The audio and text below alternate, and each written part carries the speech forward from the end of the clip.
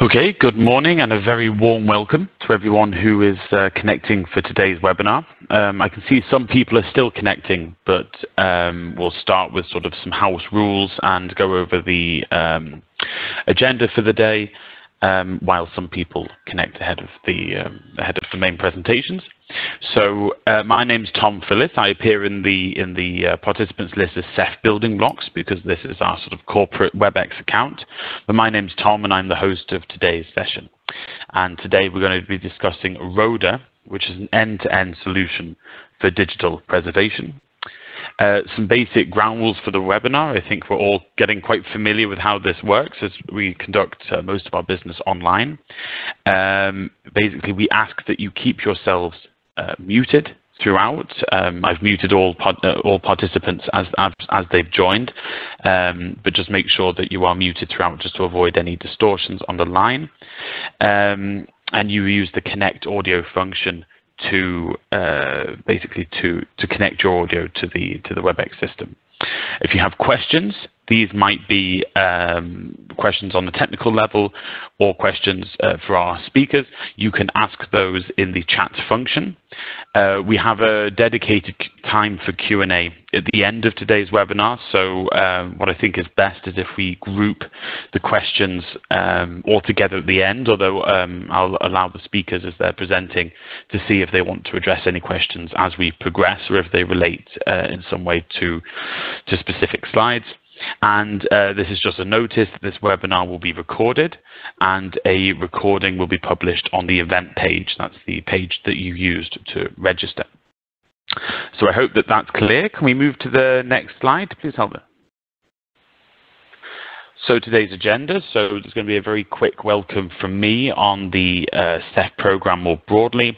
We're then going to have Dr. Jamie Kaminski, who's going to go into the CEF eArchiving building block and the trainings to the run.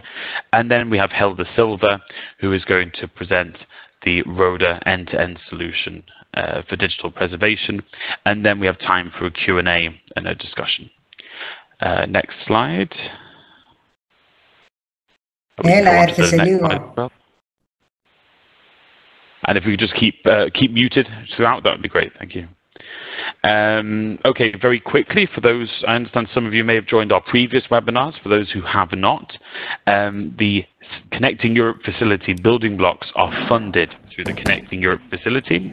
This is the EU's largest financial instrument for trans-European connectivity.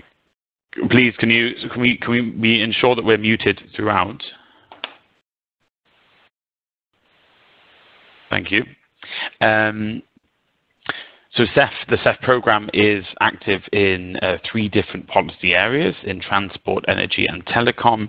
And within telecom, we have funding for digital infrastructure and for broadband. And within digital infrastructure, we have the CEF building blocks, which are basically reusable standards-based solutions which interconnect the different national IT landscapes of Europe. Basically, CEF is organized first as a regulation which mandates the Commission to award financial assistance for infrastructure projects around Europe. The specificities of the CEF Telecom program are outlined in specific CEF Telecom guidelines. For example, that solutions must be secure, they must be mature, and they must have a cross-border and interoperable characteristic. And then finally, we have annual work programs which outline the strategic objectives of the program on a year-by-year basis. Can we have the next slide, please, Hilda? So just a very quick overview of the building blocks which are currently financed as part of the CEF program.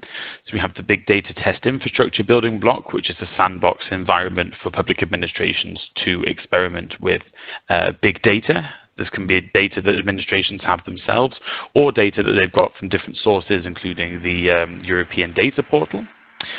We have the Context Broker building block, which is an standards-based API, which allows users to process data from different sources and in different formats to create smart solutions and applications that work in real time. We have the eArchiving building block, which Jamie is going to go into some more detail in the next presentation. We have the EBSI infrastructure, the European Blockchain Services Infrastructure. This is still very much in sort of the setup stage right now, but this is basically setting up a use case-based European blockchain infrastructure. Of the e-invoicing building block, which supports the introduction of the European standard on electronic invoicing and supports the wider digitalization of public procurement and payments processing. The eID building block supports the implementation of the eIDAS regulation. If any of you are familiar with it, this is the regulation on trust services and authentication within the single market. And basically, the eID building block helps the interconnection of Europe's national electronic ID schemes. E-delivery, likewise, is a secure data network that helps realize the goals of the eIDAS regulation. That's secure data exchange across borders within the EU. E-signature, on the same theme, supports the validation of electronic signatures in Europe in line with the common harmonized eIDAS legal framework. And finally, e-translation is a little bit of the exception that proves the rule. It's not so much standards-based, but is obviously a building block that allows cross-border services and products to become multilingual. For public administrations, it can be implemented as an API, therefore to make a website or service multilingual. And we've also just opened up e-translation as a web application translation service for Europe's SMEs and startups. And if you have any questions on these building blocks more widely, you can reach out to me via the generic email address at the end of this presentation, and I can arrange meetings or conversations with the relevant teams. Next slide, please. Very quickly, how do we support projects who wish to reuse the building blocks?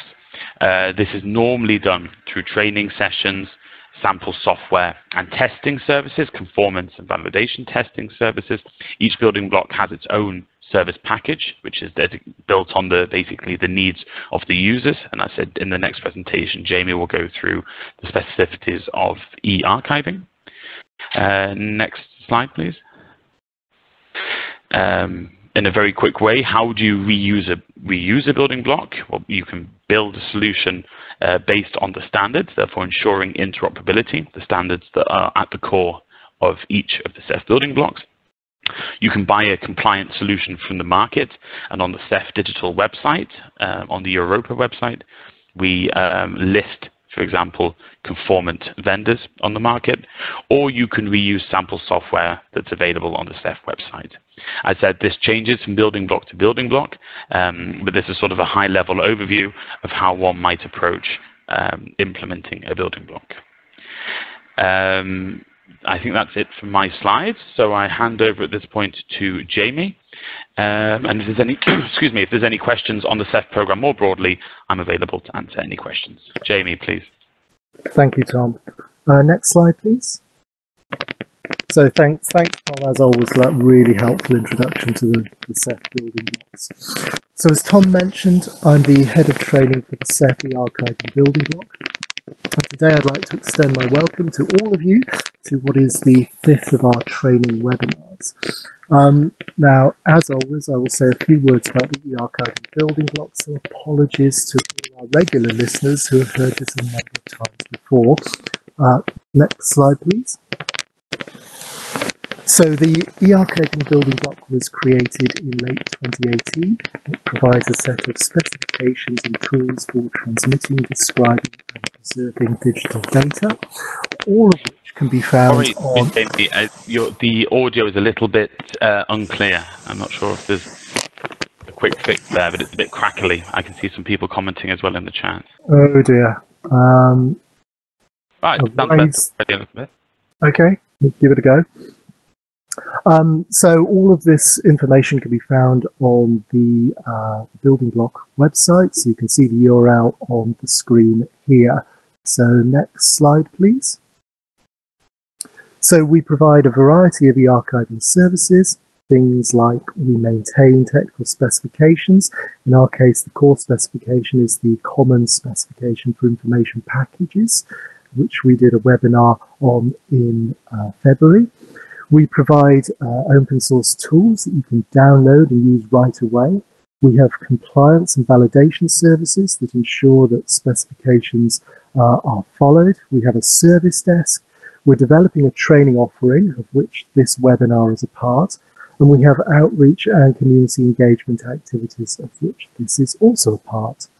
And all of this revolves around data preservation, reuse, migration, and trust. Next slide, please. So today's webinar is part of the Building Blocks training offer, as I've said. Our training is based on actual user requirements. So we really pride ourselves on listening to the community. And one of the most important tools we use to understand the community's needs is our user needs survey. Next slide, please. So if you haven't completed the survey and you're listening today, then please consider filling it in. I know many of you have already completed it, and we're very appreciative of this because this is a critical tool for understanding what training the community actually needs and what we need to do to accommodate that need. So it's really important for us. Next slide, please. So the core training will be delivered in the form of webinars like this one, video training, training modules on the Moodle platform, amongst others.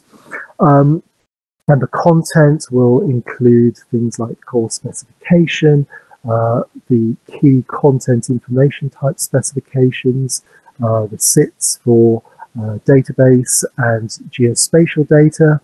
We'll be looking at end-to-end eArchiving systems, of which today's webinar will be one. We'll be looking at database preservation and validation and compliance. That's just some of the things we'll be looking at. Next slide, please. So the webinars, as Tom said, will be recorded and they'll be made available on the CEF eArchiving webinar page, which you can see here. On this page, you'll have access to the PDF of the slide deck, a recording of the webinar itself, and if you look in the far right-hand column, you can see a link to answers to questions that have been asked at the webinars.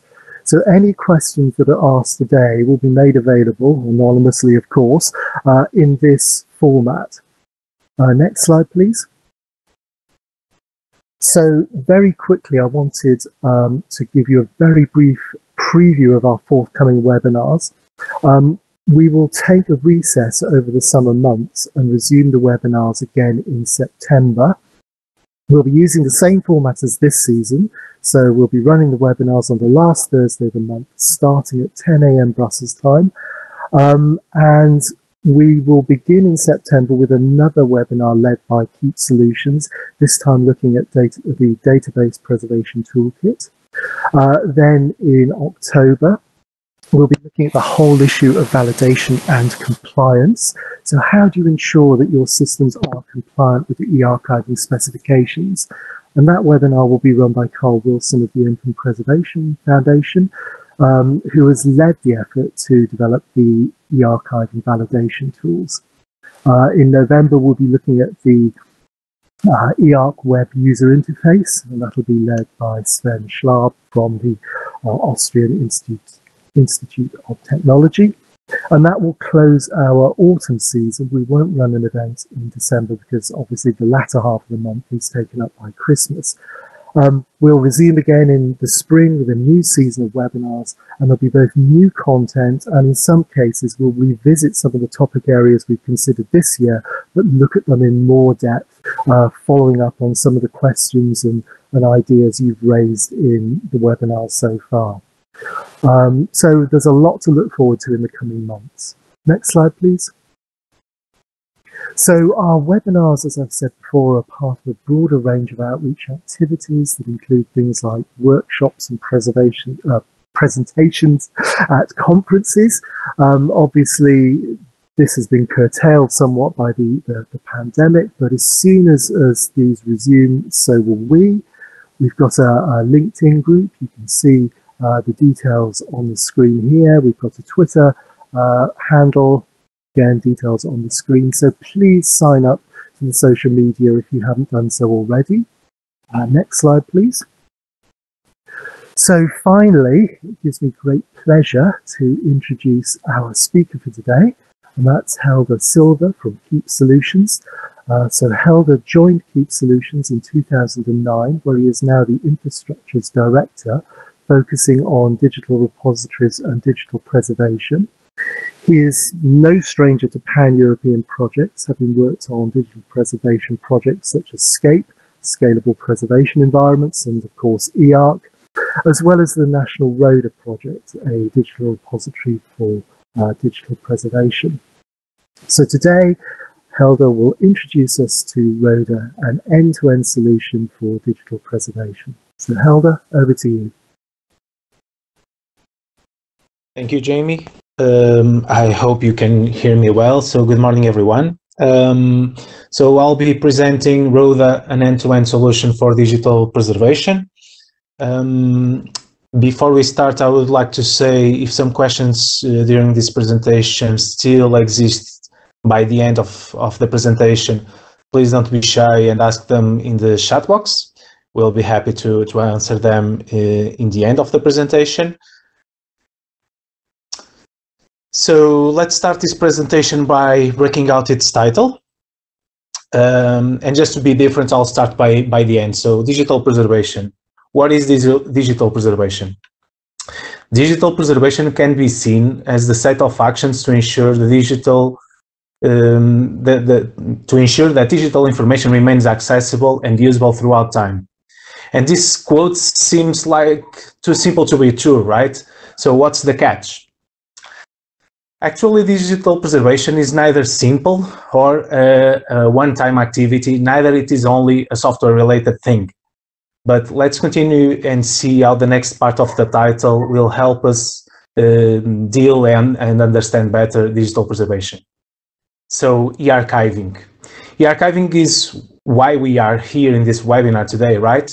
So let's see how eArchiving is here to help us dealing with digital preservation and digital preservation problems. So most of you have seen the eArchiving flyer or consulted the eArchiving building block webpage, and there you can see the overview of the building block, but from this flyer we can see one of the most important parts of the eArchiving building block. So it provides specifications, reference software, training, and service desk support for digital archiving, including digital preservation. So this webinar will be mostly about reference software and also about specifications, but obviously we are here on behalf of all the components, so service desk and even Jamie, which is more related to the training part, so we can talk about that if some questions arise during this presentation. So reference software and specifications will be the main focus of this presentation. So, and to complete the analysis of the title, we have end-to-end solutions. What do I mean by end-to-end solutions, you might question? So I mean OAIS end-to-end, from pre-ingest to ingest to access, from having data that I want to preserve and access in different formats, but also covering all the main functionalities of the OAIS reference model. So that means end-to-end to cover all this figure. And as I said moments ago, digital preservation is not only about software, but actually it plays an important role in it. So the question that arises is, what software eArchiving puts available for fulfilling this figure? So this is the software that I will be presenting today, with the exception of Database Preservation Toolkit. As Jamie said, that will be part of a late September webinar, so I will not be covering database preservation related tools, but I'll be talking about RODA for the pre-ingest phase of the OAIS reference model. I'll be talking about RODA that covers all the main functionalities of the OAIS reference model, and I'll be talking about RODA as well for covering the access parts of the OAIS reference model. So let's see in more detail the eArchiving tools that I'll be presenting here today. So let's start by RODA. And you might question what is RODA. So RODA is basically a SIP creation tool, okay? A desktop tool that allows creators, producers to create submission information packages.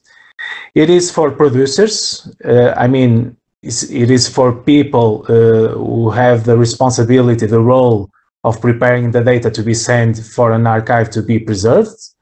It supports several output formats, just to name a few: BAGIT, Hungarian SIP, but also the eArch submission information package specification. And it conforms with open standards like EAD, DC, METS, and so on.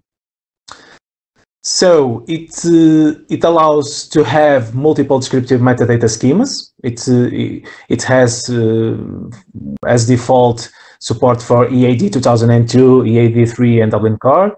It is multi-language. For the moment, English, Portuguese, Spanish, and Hungarian are the supported languages, but obviously other languages can be added later on. You are all invited to support this task of providing support for extra languages. It is multi-platform, so you can run it under Windows machines, Mac OS, Linux. And one of the important aspects that was a requirement for developing this tool is to allow the offline operation. I mean, you don't require a network for operating the tool. You can by having access to the files and the folders that you want to package, you can create SIPs without having network. That is sometimes important when the files are stored in black boxes. I mean, systems that do not have access to the internet. So this is one of the important aspects of the tool. And to talk a little bit more about what scenarios does it cover, it covers in a nutshell a scenario where one producer, one person has some files or folders in the file system. Probably they are organized in some hierarchy, and that person wants to create some SIPs in order to transfer these files with some metadata to the repository so they can be archived and digital preserved. So how does it work? As I said before, RODA is a desktop tool. So as soon as you open up the tool, you'll be presented with this window. It is basically composed of 4 stages. A first stage where one must choose the files or folders that they want to manipulate in order to create the submission information packages.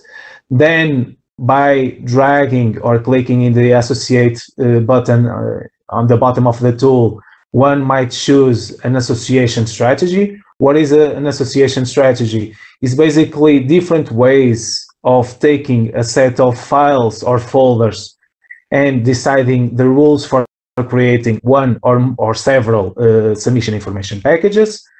Then after deciding on that, you'll be presenting with an overview of the submission information packages that will be created later on, and you might add some descriptive metadata in different metadata schemas, as I mentioned before. As we are seeing in the picture, we are creating a submission information packages using EAD 2002 to describe the information that we are packaging. Then, if we are happy with the descriptive metadata and all the packages that will be created, we can carry on to the final phase, which is to create the SIPs by itself. And that is so simple as choosing the type of submission information package that we want to create, for example, eArch or BAGIT or whatever, to choose an output folder, and then we just need to wait for the tool to produce the SIPs that will be on the destination folder as chosen in the previous step. As we are seeing in the picture, we are seeing a set of zip files, which actually are eArch SIP compliance submission information packages. So one of the last questions remaining related to RODA is, where can I find it? Actually, we can find it, as Jamie mentioned it before, under the CEF pages for the eArchiving. Under services, there you might find all the tools, the reference software that we are here talking about, and others, besides RODA and RODA related software. Actually, you can also find it in rodain.roda-community.org, or even under the GitHub source code repository in GitHub keeps RODAIN. Okay, these are the three main locations where you might find more information about RODAIN and actually to be able to download the tool.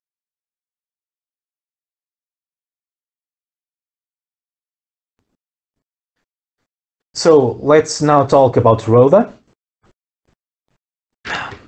And the first question that arises is, what is RODA? As Jamie already mentioned in my bio, RODA is a long-term digital repository. So it implements the main functionalities of the OAIS reference model. It is suitable for large corporations or public bodies. It was developed in order to support and to scale up to millions of records. It is fully featured repository, so it covers all the main OAIS functionalities, and it has extra functionalities to integrate, for example, with other systems via well-defined protocols. And in the same line as RODAIN, it conforms with open standards, just to name a few: OAIS, Premise, EAD, DC, METS, the eArch information packages specifications, Baggett, etc.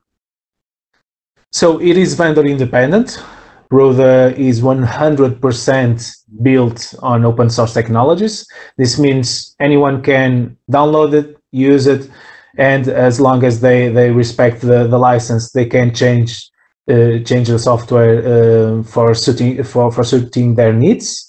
It was built to ensure the authenticity.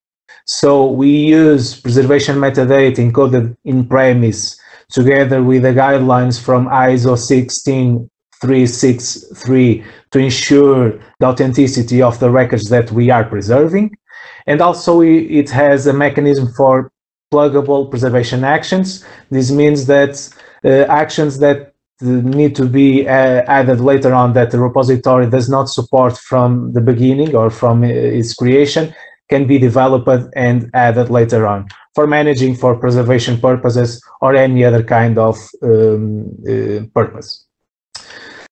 So it was developed to be horizontal scalable. This means that actually if the needs require that extra nodes can be added to ensure a smooth working and to scale to accommodate the different information that it holds. It is auditable. This means that every single action performed in the repository is logged for accountability purposes. And actually we put available a REST API to make sure that it is easy to integrate RODA with other systems as I will talk a little bit more in detail later on. So I've explained what RODA is. Now I will explain how it works. So basically RODA is a web-based software, so you only need a web browser to use it. Okay, that way with the proper permissions, all the main OAIS functionalities are just one click away.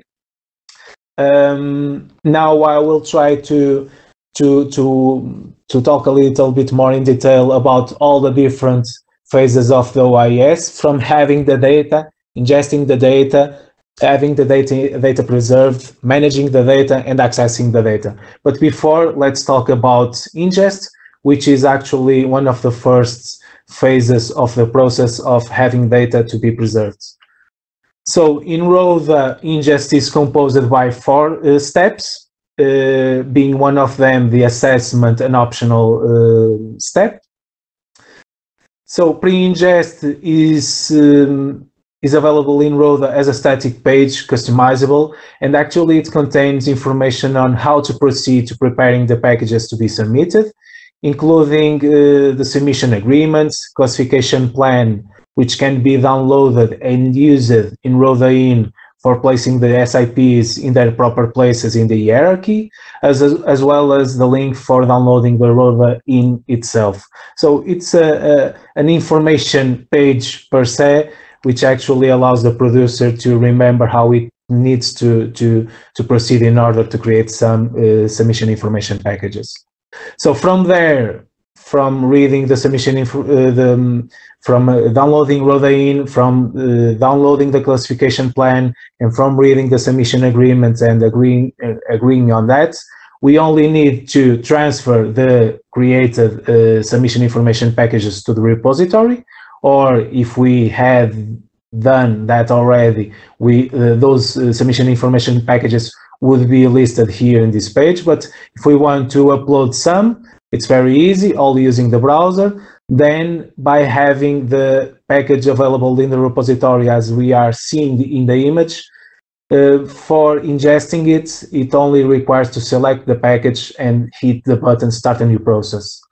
From there, we are presented with a page where all the ingest workflows are presented. Ingest workflows are configurable and can be added more as needed. Usually, a new ingest workflow starts by describing the type of information package that we are processing, as we support different formats that needs to be chosen specifically during a specific ingest. So as we are seeing in the picture, for example, eArchiving, and then we have the ability to turn on and off some of the steps of the ingest workflow per se. For example, we could turn on if we want to. It's not advised to do so, but we could turn off virus check or file format identification. We do not recommend that for the sake of digital preservation, because those are important informations for ensuring the continuous access to the information and to make sure the information is well preserved. Having chosen all the options of the ingest workflow, we just need to hit the button Create, and the process will start. The ingest process will start. RODA is provides lots of information, real-time information about the process. So here we can see that the process is created, but it's waiting to be started. So by clicking on a specific ingest process, we can see extra details about the process, the time it started, the person who created the process, in which state it is, the progress.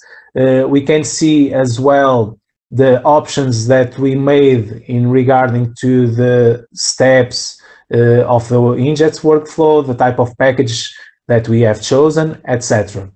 And in the end of the ingest process page, we can see individual reports about each of the SIP that we are processing.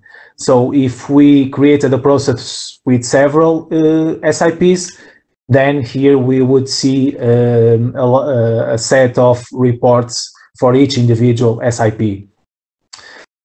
The individual SIP report has information as the process itself, so it says the time it was created, the last time it was updated, in which status it is, the progress, etc. Okay, and we can also see detailed information about each of the steps. For example, we can see here the output of the execution of the antivirus program, for example, and we can see that no files were infected and it took 5 seconds to complete the analysis.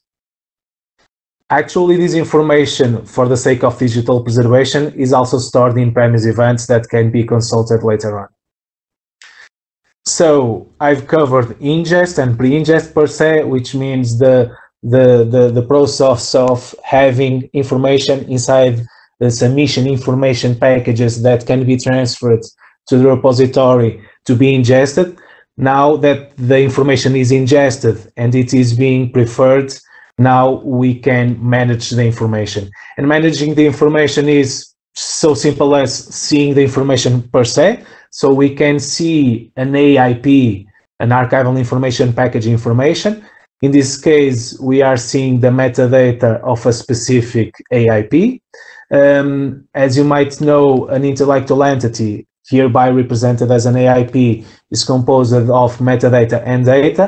As I said before as well, for RODA, which actually supports different metadata schemas, RODA supports different metadata schemas as well.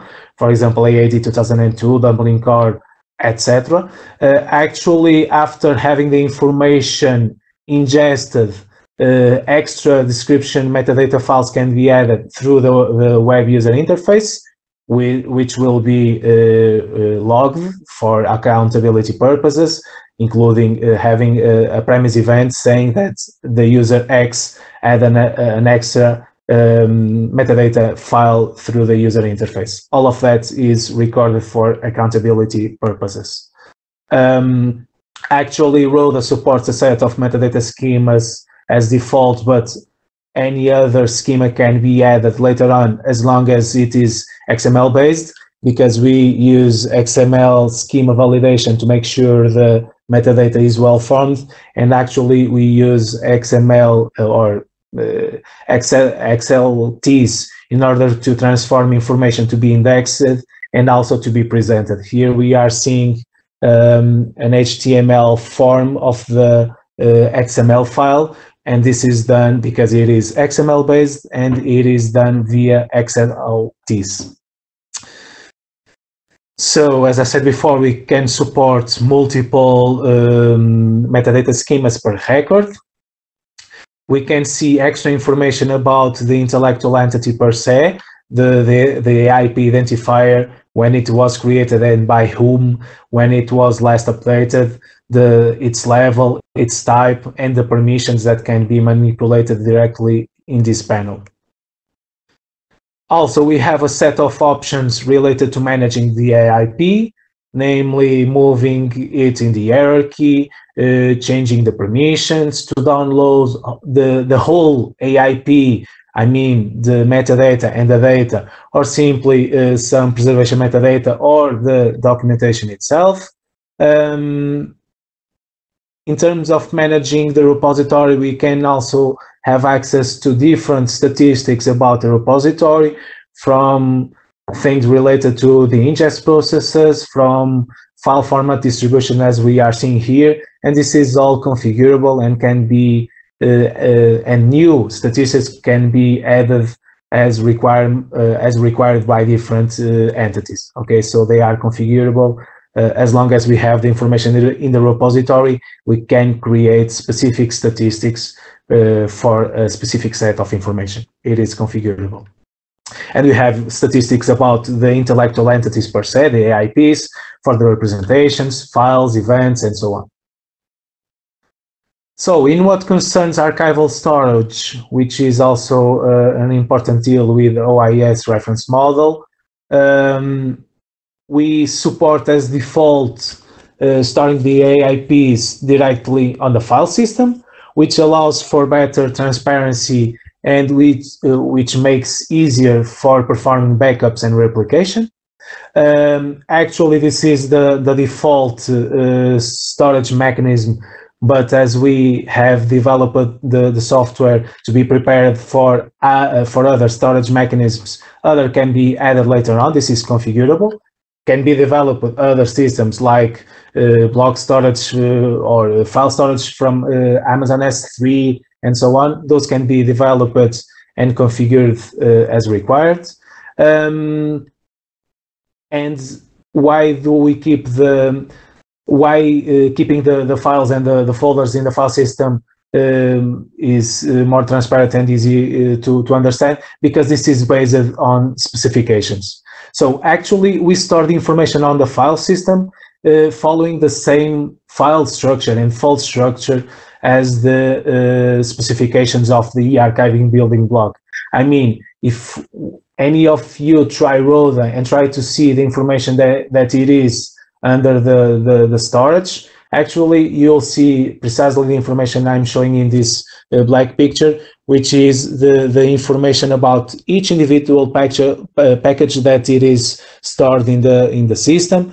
And this is very useful because it follows the standards by one hand, but on the other hand, because if, for example, the vendor who created or developed the software goes away, you have all the information in your file system, and it is backed up by standards, so you can understand how the information is laid out in the file system, and you can take that information and transform it to another software, for example. So this is very useful for ensuring the continuous access to the information, even if the vendor of the software goes away.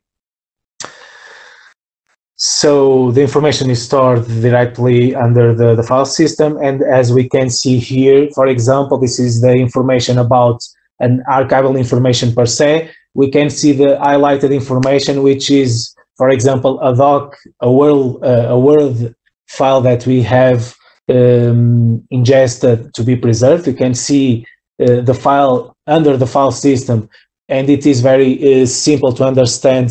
That is under representation stored, and also we can see here the descriptive metadata that was created for describing this package, and we can see as well some other files like preservation metadata encoded as premise events. Okay, so it's very useful to implement these using standards and specifications for ensuring the continuous access to the information, even if the software or the vendor goes away. So we have covered the ingest, we have covered data management, we have covered archival storage. Now let's talk a little bit about preservation planning, which is another functional unit of the OAIS. So in RODA, since RODA version 3, we have introduced the concept of representation network or representation information as a registry that allows us to understand and render the information, digital information that is being preserved. And actually, it can create relation between different representation informations and AIPs. So what's the importance of this? So the system basically is built for preserving information, but actually that is not enough per se, because if we don't understand a specific file format or even a specific metadata schema, we cannot ensure the digital that digital preservation is being done correctly. So this was created to collect information about the information itself that we are preserving, and this allows us also to preserve the information that actually describes the information. What should be described here as representation information? For example, if we are preserving PDF files, actually one representation information entry should be about the PDF specification. That means how the XML files are created and encoded. So if viewers or editors or tools that allows us to render and to see a PDF file, if every single tool and viewer all goes away, we still have information, the documentation about how to interpret the file. This is the main goal of the representation network or representation information, is to collect information about things. Actually, we also have a risk register, which contains both technical and non-technical risks, because we think that risk management, I mean, if we think, well, risk management makes part of every type of business that we know, so digital preservation should be no different. So we should create risks and then assess if the information that we are preserving, if the processes that we are carrying on actually contain those risks, and we need to deal with them. And this allows to have a register of risks, and also to create risk incidents and so on. So for preservation planning, we also have access, obviously, to the premise events available in the repository as a whole, or for specific AIPs that are available on the system. We can also start different processes by accessing the preservation planning actions. We can start new processes for detecting and mitigating risks, for example. That's very important for preservation planning purposes, to ensure the information that we are preserving do not impose any, does not have any risk that might influence the way we are preserving the information. And that's basically it about preservation planning. So I've covered ingesting the information, I've covered seeing the information that is being preserved and how we can manage it. I've covered different bits of the preservation planning part. Now let's talk about access and discovery services. So as I said in the beginning of RODA presentation, RODA is accessible via web browser. So we do put available a catalog with free search capabilities, so one can search and find information that he wants to see. Here, for example, we are seeing the basic search and the catalog showing just an AIP, because this repository is a demonstration repository, so it's kind of not empty, but has just a few example AIPs. We can search by a specific entity. I mean, we can search intellectual entities, AIPs as a whole. We can search for representations or file if we want to. Under the advanced search capabilities, we can search by any of those entities' attributes. I mean, if we are searching by an AIP, we can search by perhaps its original reference ID, by its title, description, and so on.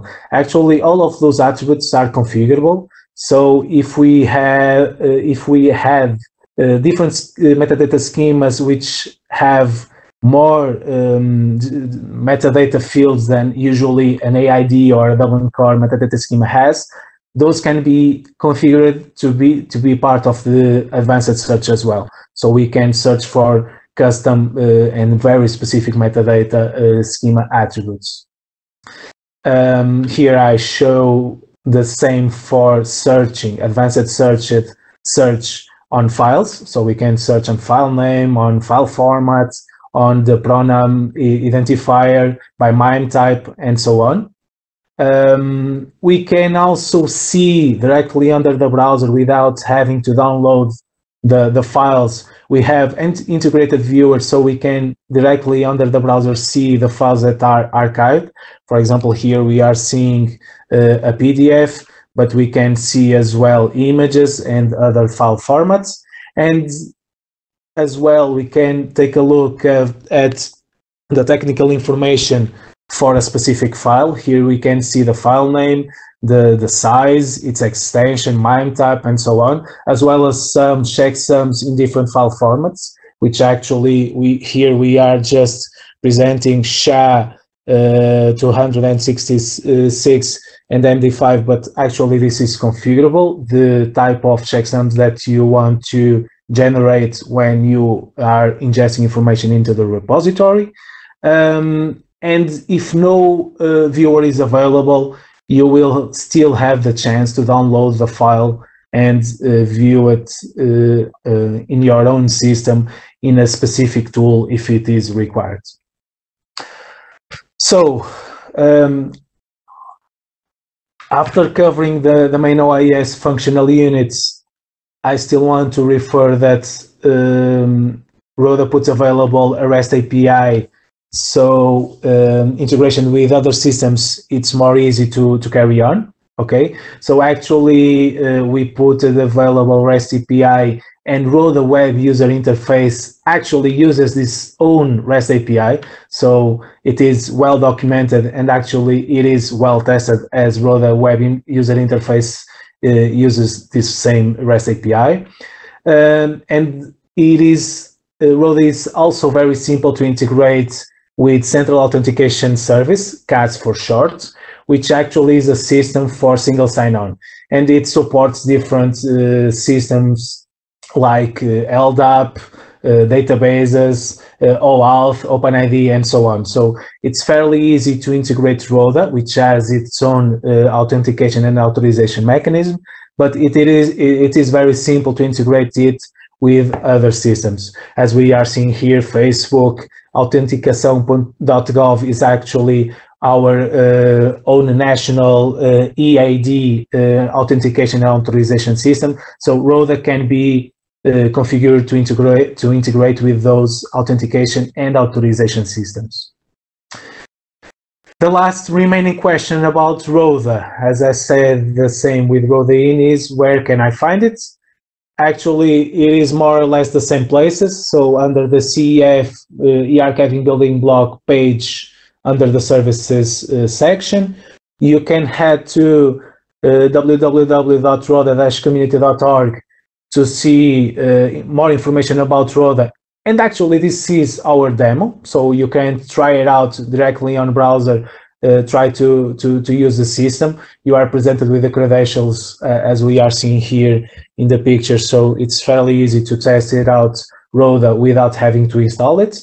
And actually, you can also consult more information and download the software per se as a binary, or having more information on how to use it as Docker under GitHub source repository in github.com/keep/RODA. So these are those are the three places where you can find more information on about RODA and how to use it and how to run it, install it, and so on.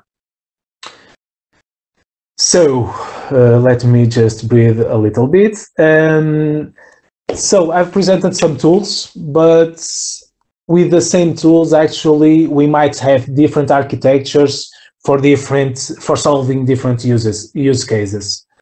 I mean, I'm just presenting and talking briefly about some use cases that we went through. So these are actually real use cases that Keep Solutions faced when installing RODA and configuring RODA and doing custom developments for RODA in specific clients. So let's analyze them a little bit more. So one of the scenarios that we had had as a major requirement to have high availability for access. I'm talking about a use case about the hospital. I mean, information can be ingested with different rhythms, but the high availability of the access, it's a requirement, because if a doctor needs to access a patient's information, it needs to be right away accessible.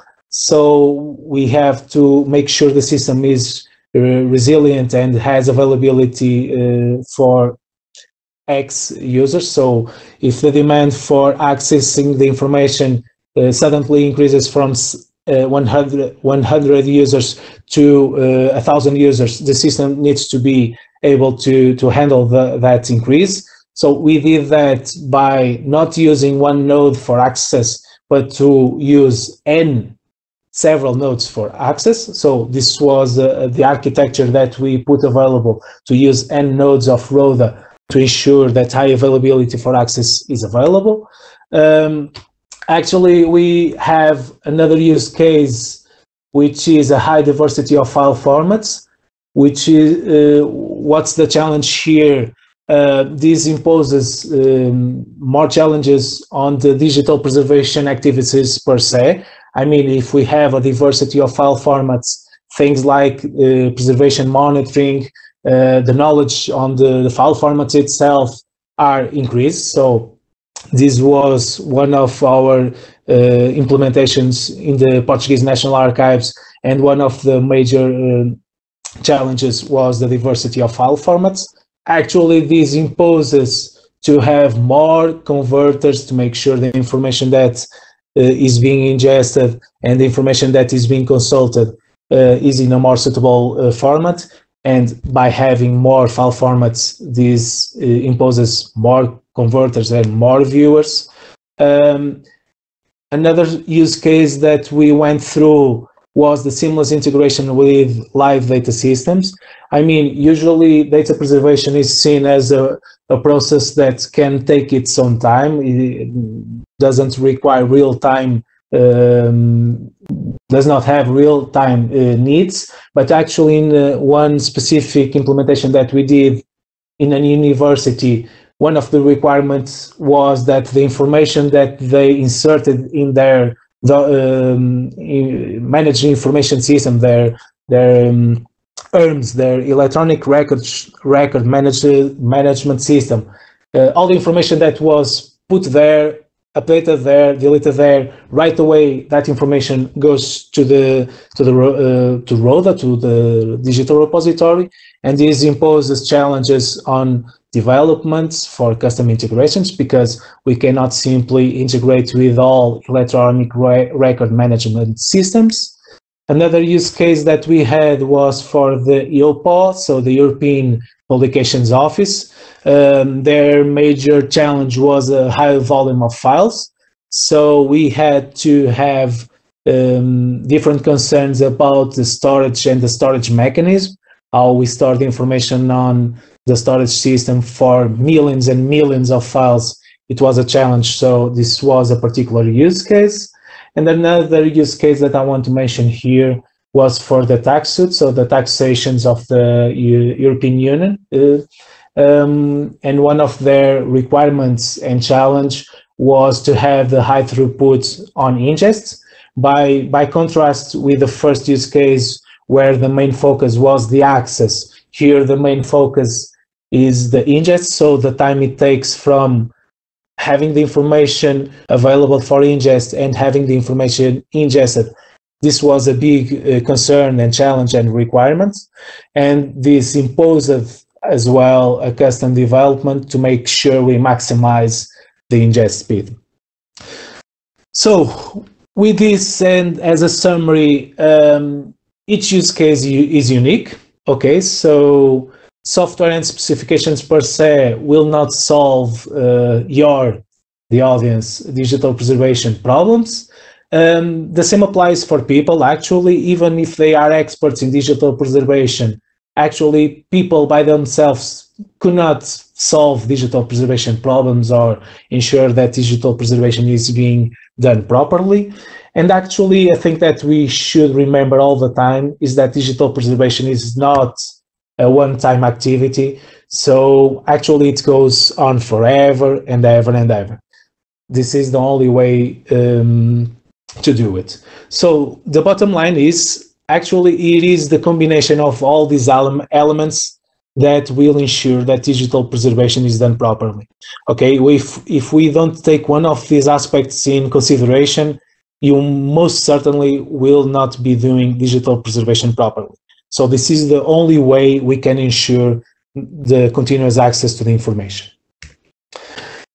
So let me just check on time. So we still have half an hour for questions. So perhaps I will do a quick demo so you guys can see actually the tools. I mean, RODA in and RODA working, because presenting is one thing, but seeing the tools working with a specific use case is another.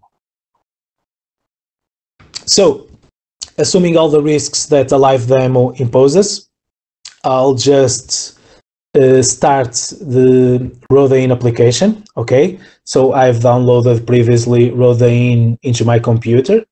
I'll select an empty classification scheme, as I don't want to have concerns about that at the moment. And as I explained in my presentation, to create packages using RODA in is so simple as choosing a folder we want to manipulate where the files actually are. So I'm selecting my desktop. Then we are presenting in this pane, left pane, with all the files that are in this folder. So I'll be selecting two files, a PDF and a PNG, an image. Then I could hit the association button down below, or simply drag and drop into this central pane, and then the association strategy appears.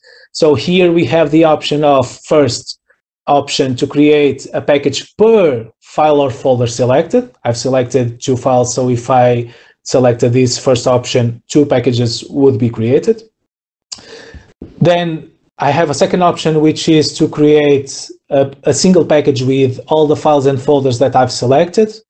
Then I have a third option, which is actually useful if we have a folder hierarchy and we want to create one package for each of the folders hierarchy, and then in the last level a package for the last folder that has files underneath. And then actually we have a fourth option, which is to create one classification scheme from folder structure. So all the options have descriptions, so it's fairly easy to understand what they do. So I'll select this one to make sure for those 2 files I create a single package. Then I have the option to create an empty metadata folder using a specific metadata schema, or to load a file that I had in my file system, or to have a strategy to, by pattern, find the metadata file that already exists on the file system, or actually load the information from a folder. So I will just use the first option, which is to create an empty metadata file from a template using EAD 2002, confirm. You can see that it named the package one of the files, because I selected 2 files, it created the package with this name.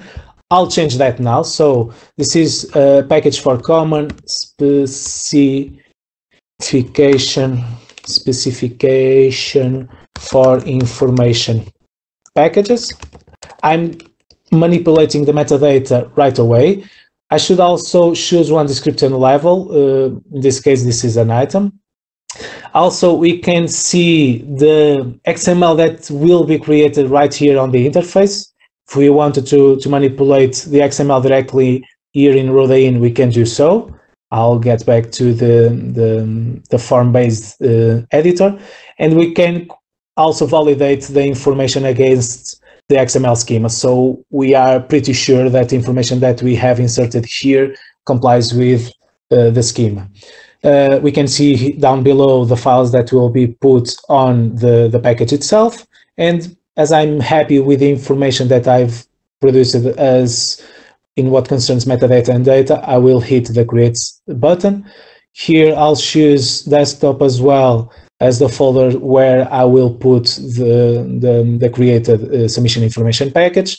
eArch is the default type of submission information package. Others do exist, and I'll hit start.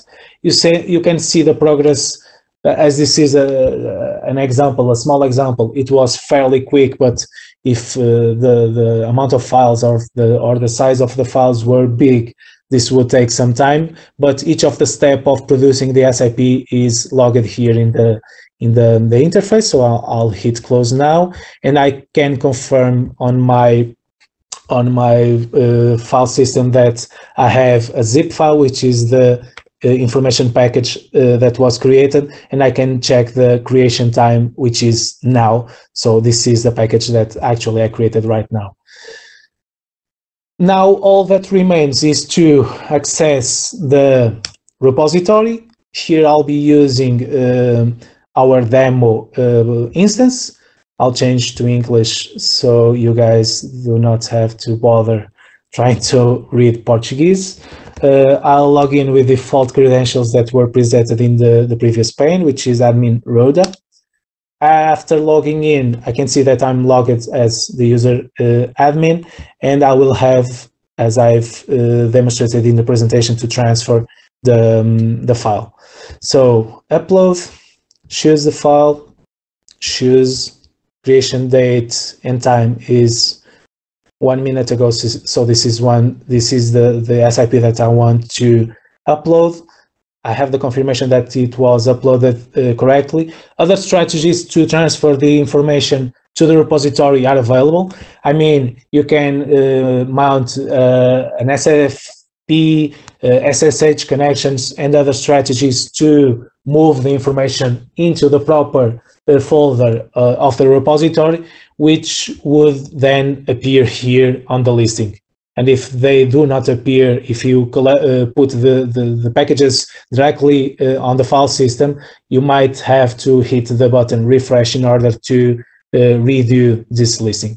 So, as I said in the presentation, just need to select the package, start new process, select some options for ingesting. I will not change the default options as they are the advised options for ingesting properly information into the repository, like doing virus check, file format identification using Siegfried tool, and so on. Other options can be turned on. And I just have to hit the button create.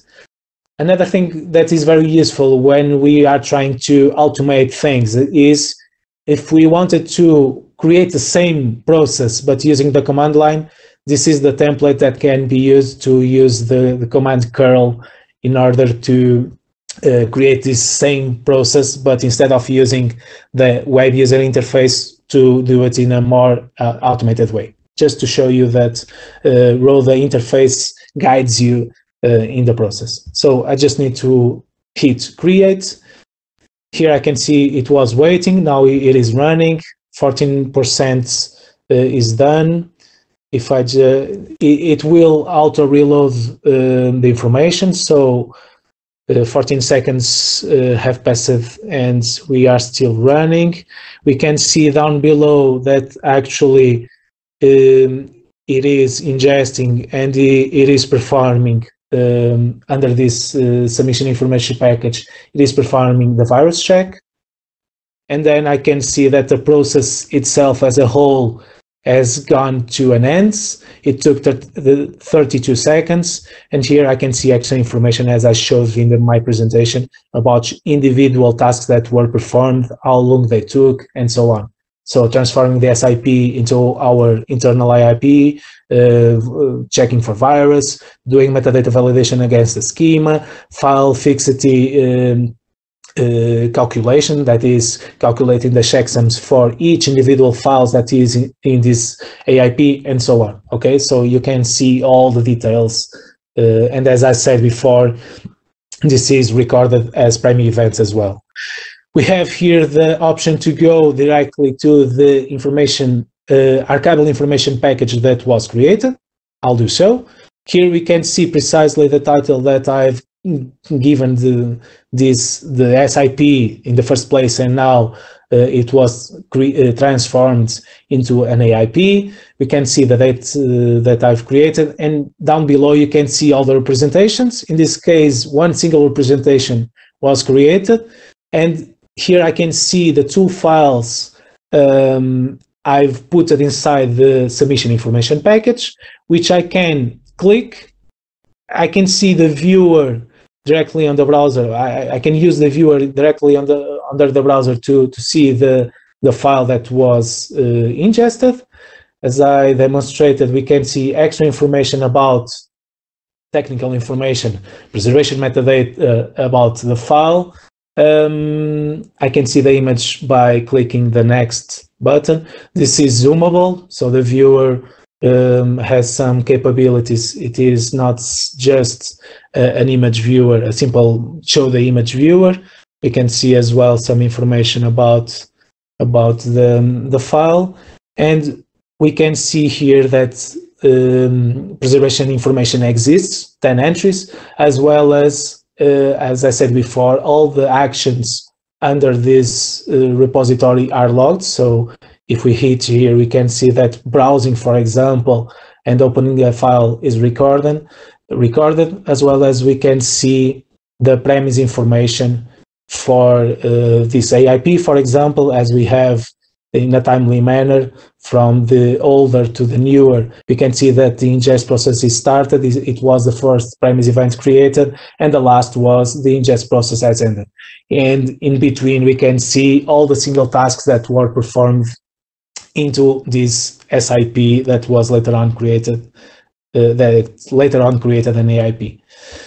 So with this perhaps, and to not take extra time, I will finish my presentation, okay? So we can have some minutes left in order to reply to some of your questions. Thank you. Thanks a lot, Helder. I think that was incredibly interesting. We actually have quite some discussion and questions in the chat. Helder, would you prefer that I read out the questions, or would you rather just go into the chat and sort of select which ones you think are most relevant? Because as I said, if we don't have time to address them all, we can also provide some written answers. I mean, we can go with the first option. Perhaps you have collected the questions, so perhaps you can read them and I'll try to answer. And obviously, we do apologize if not all the questions are answered. We'll do so later on. Okay. So please start. Okay, this sounds good. So I'm just going to run through them in chronological order that I have. So the first one was from Antonio. Does RODA support configuration for automated upload of prepared SIPs to RODA repository, or is that something that has to be implemented separately? Okay, that's fairly easy to answer. The answer is no. And it's fairly easy to understand. That was a decision that we made when we did the last. I mean, that was a decision that we took when we did RODA version 2 last development, to not having upload functionalities, because obviously different strategies might be needed. So we rather take that part off. RODA is a graphical tool simply for creating and describing using metadata packages, and then the strategy to transfer to the repository, it's the producer responsibility. As we might upload using HTTP, SFTP, or any other means, we decided to remove that functionality that actually we had in version 1, but we do not have in version 2. That was the reasoning behind. So no is the answer. Okay, great. Moving on from Antonio also, are there any examples of public institutions already using RODA for their eArchiving implementation? The answer is yes. Obviously, we have that registry internally, even in the eArch or eArchiving building block. But for perhaps privacy matters, that information is not public, I guess. But CEF puts available some stats for for the different countries that are using eArchiving tools or specifications. Perhaps we can point out that information later on, because I don't know right away where you will find that information, but at least that information, I guess, it's available. So per country, which software and so on is being used. So we'll provide that information later on, I guess. Okay, great. The next question was from Sonia. Can I, as an archivist, run the system without having IT colleagues with open source knowledge? I mean, the simple question is yes. As long as you read through the documentation and have the minimal knowledge on how to put the system running, which is simple. So it's fairly easy to put the system running. The difficult part, I would say, it's not putting the system running. It's putting the system running, having it configured for the different use cases, and that means different metadata schemas, different workflow, ingest workflows, different architectures per se. So the simple answer is yes, but IT is usually advised for making sure it is being done properly. Okay, great, thank you. We then had the comment from Naven. I mean, I saw quite a few comments coming from Naven. If you were able to use an SQL database, I guess RODA shouldn't be too difficult. They're not quite the same. Sorry, that's not a question. It was a statement. Okay, fine. I'll move forward to the next question. That was from Antonio. I'm also interested about access control. Does RODA provide just basic access control features out of the box? Or is there support for separating access to the data and metadata, for example, by different types of users? Yes, RODA has authorization mechanisms very granular actually. So RODA has has users. Users can belong to groups, and then permissions can be added by hierarchy. I mean, we can say a user has access to information of a specific branch of the hierarchy or to a specific AIP per se, and what type of permissions it has for view, for download, for managing, etc. So yes, the answer is yes. RODA has a more or less complex and powerful authorization mechanism per user, per group, per object, for the whole repository, so on. Yeah. Okay, great. Thank you. From Thomas, how many terabytes can be ingested and stored through RODA on a daily basis? Okay, I understand the question, and the answer is it depends. So the system was developed to be scalable. This means as long as the computers where RODA is running are capable. So it depends on the system that is running RODA. So the CPU amount, capabilities, if it is powerful or not, the amount of RAM it has, the speed of the storage, because one thing is using a network storage, it might be slow. Another thing is using a local SSD-based storage. So the simple answer is it depends. And it needs to have the proper hardware in order to be performant. Okay, thank you. The next was from Arian. How do you gather preservation planning information manually by archivists who work with the system or in some other way? I mean, in a risk management approach, I mean, there's ISOs for ensuring that the preservation is being preserved and is authentic and so on. So, like ISO 16363, those ISOs give a fairly good amount of information how the preservation planning should be done. So it's the decision of each institution to describe their preservation plan for a specific repository, for a specific set of information. So it's the institution responsibility to first describe the preservation plan, which means all the set of actions that should be performed by people, by systems, and so on. And then RODA will assist in some technical ways, like having a risk registry if you want to do preservation planning risk-oriented, which allows for detecting risks for certain conditions that can be automated, and then solving those risks if the solution can also be applied in automated way. But in the end of the day, it's specific for per institution. So RODA puts available some functionalities for assisting the preservation planning, but obviously it will not do preservation planning in an automated way and just per se. I hope I answered to the question. Wonderful, thank you. From Antonio, is the virus plugin completely free to use, or does it require a license even in the case of high volumes of data? I mean, it is free because it is based on open source antivirus check software.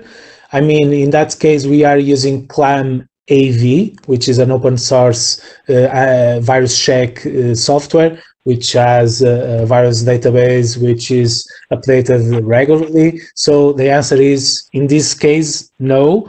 Extra antivirus could be configured to be used by RODA, but as default, RODA uses an open source virus check software. Thank you. From Nathan, I'm not exactly sure which bit of the presentation it refers to, but I think it should be clear. It's quotations, even in my experience, if there's both free and paid plans for something, the paid plan always comes with more free stuff. So I think it's a question on the free and paid plans, basically, and the discrepancy between, or the difference between. Yeah, it seems like a question. So the simple question is, it is free because it is open source as a whole. So RODA RODA, and the tools that are being used for different parts of the system operation is free. What we have is, or what the institutions, the users have, is the option of hiring us, for example, Keep Solutions, for providing services. And those services go from installing and configuring the system if you want us to do so, from custom developments, from digital preservation, advisory, consultancy, and so on. So the simple answer is RODA and RODA In are completely free and free of charge. Wonderful, thank you. From Thomas, in terms of preservation planning, does RODA support migration of entire repositories to new formats? Okay, that's a good question. So the information that is preserved in RODA inside each AIP can be targeted for a preservation action. So all goes around actions. Actions is like the ingest workflow. The ingest workflow is an action. So the system has the capability of running an action on a single AIP. For example, running the action of verifying an AIP for virus, or it can be run on a set of AIPs. I mean, a list of AIPs, a list of specific AIPs by their ID, and this is all assisted by the web user interface.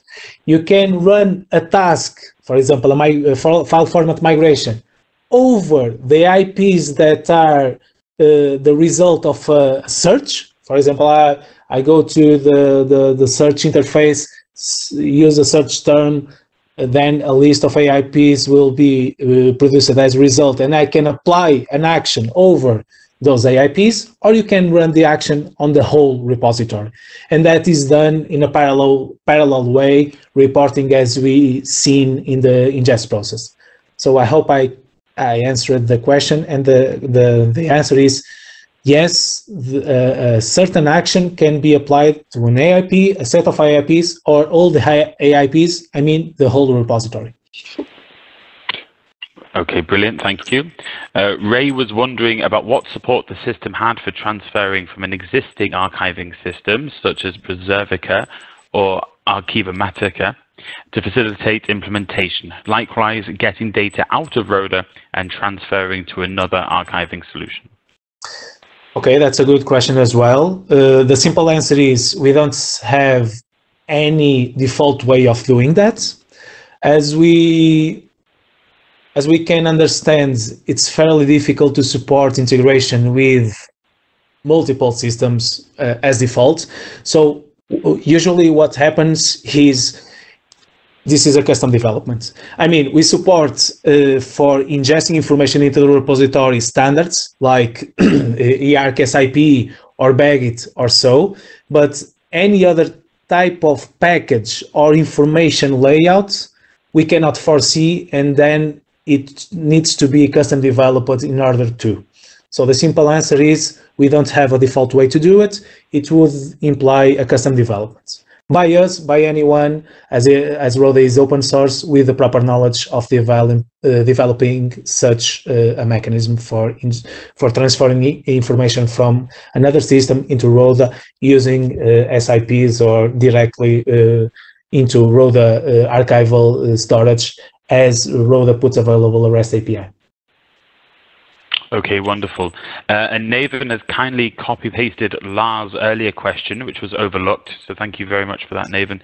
Do you have any documentation for the Hungarian SIP? I'm just curious how it differs from other SIPs. I mean, we don't have lots of documentation. It was actually a development that was handed over to us.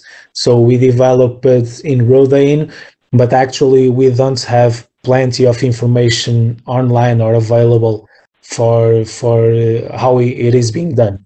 So even more, it is not all the Hungarian SIP types, it is only type 4.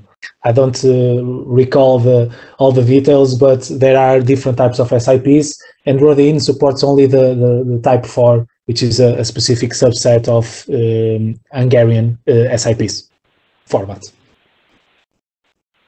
Wonderful, thank you. And Chris asks, is there a repository for third-party plugins or add-ons? The simple answer is no. We are actually working, as we are the ones that we've developed RODA. We are, and a company that actually is very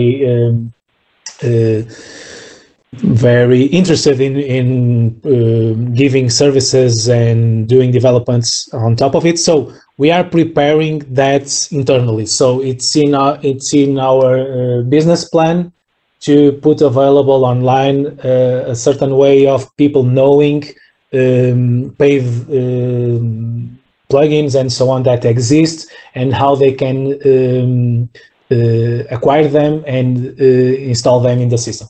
So the simple answer is no, but we are working on that, and news can exist very soon about plugin registry. Okay, great, thank you. I think that's all the questions. If I've missed one, maybe someone could copy-paste it later on. It gets a bit confusing in the chat because of bilateral conversations and questions that were aimed for Helder. But I think we got through them all. What I can maybe do, I'll just give people a moment if they did ask questions that we missed, but I don't see any. It's just to say a very big thank you to you, Helder, and also to Jamie for your presentations today, and to note that the next webinar in this series will take place after the summer recess on the 24th of September, if I'm not mistaken.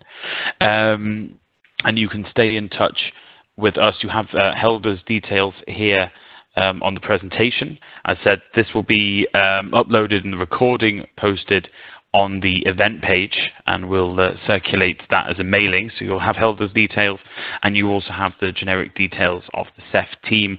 If you want to get in touch with us, you can see our hashtag, and you can also see here the information for the eArch program. So I think that's it in terms of my kind of closing announcement. I saw many thank yous to you, Helder, for the very comprehensive presentation. So unless, Helder, you have anything else you want to add, or anybody else has anything they want to add, I think we can perhaps wrap up for today. I don't see any more comments in the function.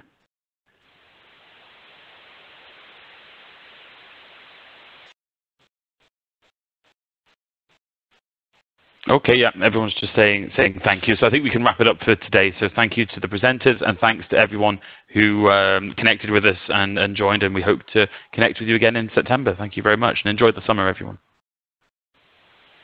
Everyone.